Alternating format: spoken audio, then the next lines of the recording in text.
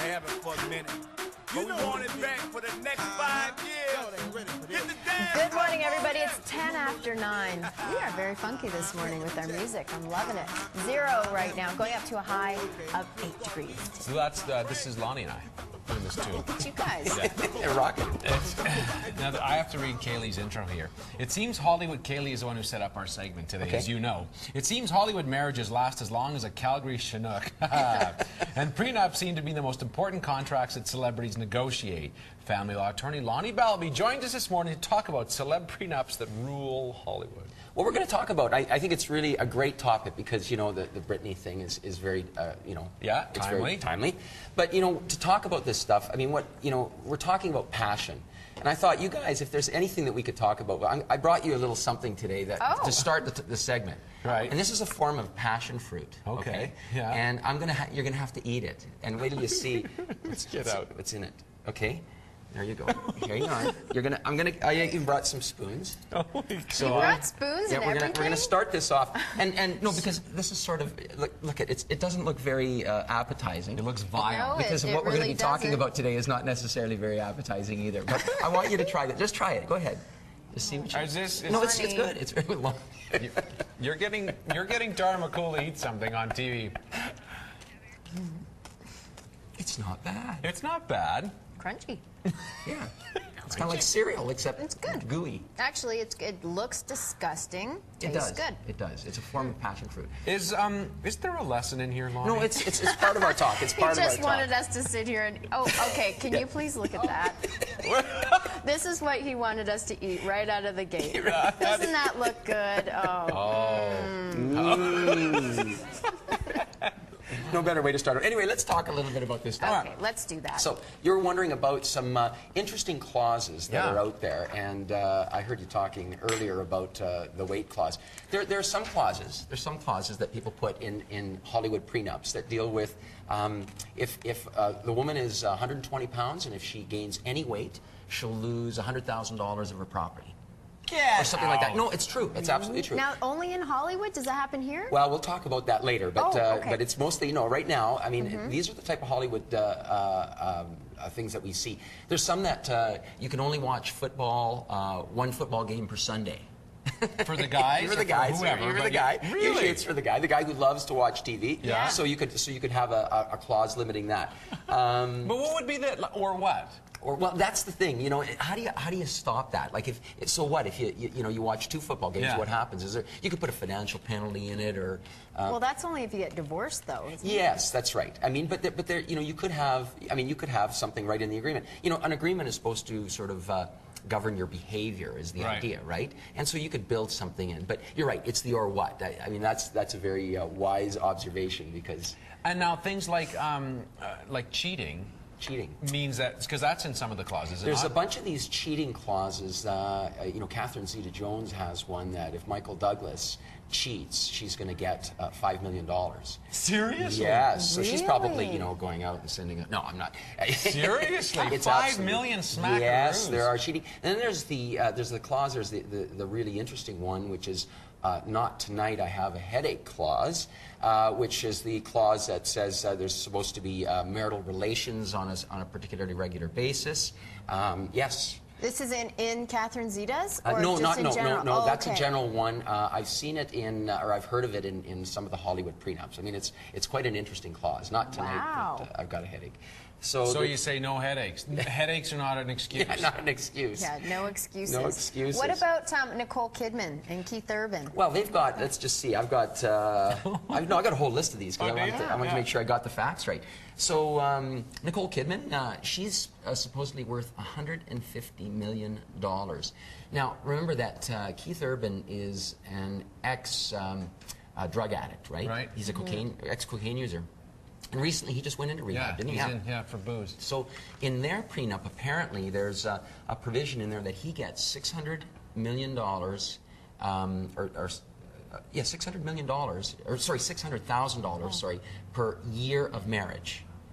Okay, he gets $600,000 per year of marriage, but he loses it all if he gets back on drugs or drinks. So hasn't he lost it all Yes, already? but I mean, but they're still together. The issue is, I don't know what the agreement is. So if they split up, he still gets $600 grand a year. But if she said, because I'm suddenly the lawyer, let me explain. Yeah, how does it work, Dave? That's not what. But so therefore, if they split up now, he's screwed. Well, it could be. I don't know if there's a provision in there that allows for that. But that's a really interesting one. Wow. The Britney Spears, Kevin Federline one is always interesting. I mean, the story behind that is that Britney just fell head over heels for Kevin, right? And so she didn't want to have a prenup, and it was actually her family and her business partner that made her get a prenup, right? Right. And because she really didn't want one, she just said, "Look, I'm just this, it's never going to happen," right? So they got married, and they did sign a prenup. Now, apparently, their prenup has an interesting provision in it that says if they break up, Kevin gets to have the money from selling photos of their children and their marriage to the tabloids. Like, he gets to have that money. So she's gone and given away the photos to some of the magazines of their recent child, given away, so he doesn't get anything. She's a bitter critter, right? She's not feeling too bitter good. Critter. She is a bitter critter. So that was an interesting one, right? And then let's see, Tom Cruise and Katie. I mean, everybody loves to hear about that one. He's apparently worth $400 million. Is what they report. Now, the story is with him, upon marriage, is he's supposed to get, he's supposed to get married this weekend, really. I was just reading. He's supposed to give her $3 million a year per year of marriage, $3 million, up to 11, for 11 years, so $33 million. Yeah. And then after that, what they said is that he's going to split his fortune equally with her after 11 years. So if they stay together 11 years, up to 11, what she gets is the $3 million a year plus the house in California. He's got a mansion down in Manzanita, in California. So he would get, that's what she would get. She'd get the house and $3 million a year for every year of marriage. After 11 years, split that fortune 50-50, which is a very unusual provision. Very, very unusual provision because he wouldn't normally do that. I mean, he wouldn't normally, like what they would normally do is share the increase since they've been together, but not stuff that he had before. But he's apparently saying, I'll share that if we stay together 11 years. Wow. So that's quite an incentive to work through problems for the first 11 years. It sure is. Yeah. Or maybe for Katie to stay with the guy, right? As long as she can. But, very interesting. Wow. Yeah, TikTok. There's lots. Let's see, what else? Jennifer Lopez and Ben Affleck, they have their ones with the no cheating clause. Apparently, Ben Affleck was shooting a movie up here in Canada. Right. Is this Jennifer Garner or Lopez? Because he's married to Garner now, right? Right. Ben Affleck. I think this was a few years ago. So this is from before? Back in the day. Before. Oh, okay, That's right. okay. I'm going to enjoy some more passion fruit. Just don't get they it on, weren't married, on me. yeah. Do you want any of that? I'm going to say negative. Thank you very much. Just not that passionate. All right. Okay. And so what they did is, with the Jennifer Lopez situation, he was shooting a film up here in Canada. Yeah. And he apparently went out one night to a strip bar. What? Yes, it's hard to believe that somebody Ben would do Affleck? that. Yeah, it's hard to believe. And she didn't like this idea, and so she had a no cheating clause put in, that he would lose everything if he got caught cheating. Yeah. And Michael Douglas, right? That's another one that Same. they had the same clause. And it's big money. Now, how does that... Oh, go ahead. Yeah, no, I'm wondering about in Alberta. Okay, so what do we need? What's realistic? Well, okay. What do we need to know about prenups? Really good question, because in Alberta, our situation is, in Canada, what you just keep eating. You don't even Is this pay crunching on attention to TV? It's kind of good. And we have we take a little more moderate approach. Sometimes a court could find an agreement like that to be void for public policy. Like it's not the kind of thing we want to have out there. Now, if there's if it's properly negotiated, if everybody had independent legal advice, it wasn't done on the eve of the marriage, you don't do it the day before, that kind of thing, then they tend to be upheld. And now, in what we see here mostly is property type of agreements, dealing with property. That's the main thing. We can't really touch custody of the children, access to the children, or child support, because there's very special rules on that. But you can limit things like spousal support, and you can limit things like property division in the right circumstances, and it has to be very carefully worded. It's a very tough agreement to prepare, because when you're preparing it at the beginning of the marriage, nobody knows what's going to happen 20 years from now. Yeah. It's hard to foresee. What's everybody's roles? Who's going to do what? What everybody's health going to be? Very, very hard to negotiate those agreements, but they can be done. And so we tend to see more of those agreements. We tend not to see too many of the weight clauses, okay, so don't worry about that. They're not going to come out too often. But we see more, it's mostly about the property, I think. And they're very practical, they're a good thing. We're seeing a lot of people using them, particularly in second marriages. How many people actually use the, I don't know anybody who has a Well, you don't know anybody because they may not be telling you. Right? It's a private agreement. It's an agreement that somebody puts together, and they have it, and they don't want the world to know, so they don't often tell people about it. So many people do get them. We tend to see them in second marriages, and when there's children involved, like if you have two people and they have children from a prior relationship, they want to make sure the kids are going to be protected, etc. So they might want to have an agreement. And often, the other thing that I like to tell people when we're doing these kinds of things is that, you know, they don't have to be inherently unfair.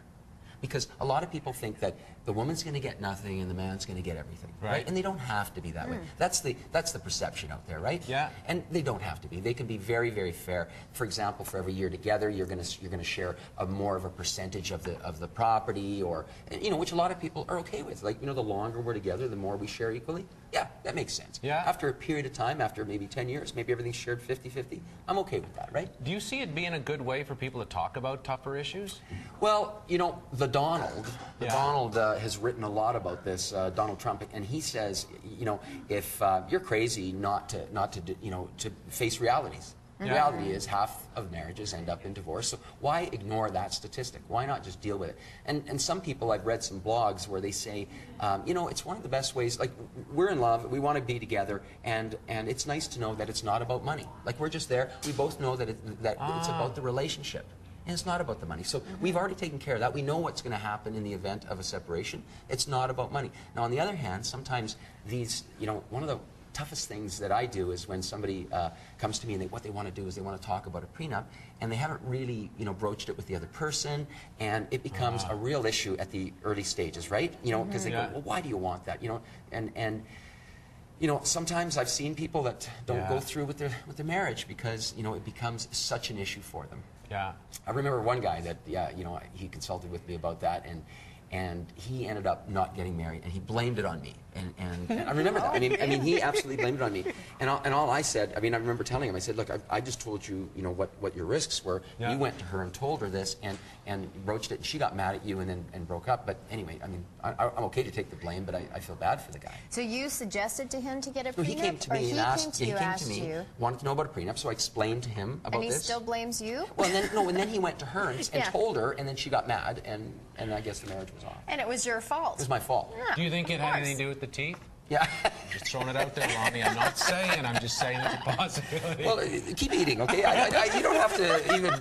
Tara and I can continue this discussion without you. It's always so interesting when you come by, Lonny. And I hope you enjoy the passion fruit. It's delicious. It does not look good, but it sure tastes good. It tastes good. Lonny Balbi, thank you so much for coming in. Nice to see you, too. Andrew Schultz, I bet that you are very jealous you're not in here eating some of this.